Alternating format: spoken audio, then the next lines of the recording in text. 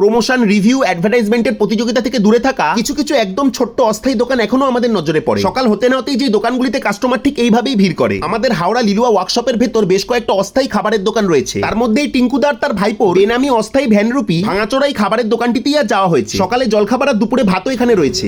নাম কি রেলে বাউন্ডারির মধ্যে লাগাই, চিনবে কি? রুটি, লুচি, ডিমের কারি, আচ্ছা, তারপরে দুপুরবেলা ভাত, ডাল, ও দুপুরবেলা ভাত ডালও করো? সবজি ভাত 30 টাকা, আর মাংস ভাত 70 টাকা। রুটি আছে আপনার 4টে 20 টাকা, 4টে 20 টাকা, আর পুরি পুরি 5টা 20 টাকা, 5টা 20 টাকা। ওর সাথে ওই আলু মটরের তরকারি দাও। আর ডিমের কারি কত করে? 15 টাকা পিস আছে। জিলেবি 5 টাকা পিস আছে। আগে। না, রবিবার বন্ধ থাকে। 7:30 দিয়ে দুটো লাস্ট। হ্যাঁ, লুচিও ছিল, তবে আজ রুটিটাই খাওয়ার ইচ্ছে হলো। কাল তো আবার কচুরিই খাবো, আজ নয় পেটটাকে একটু রেস্ট দিই, কি বলো? রুটি আলুর তরকারিটা একদম ঘরোয়া, আর ডিম কারিটাও খুব বেশি রিচ নয়। সরকারি কর্মচারীদের ভিড়ই এই দোকানে বেশি হয়। বাই।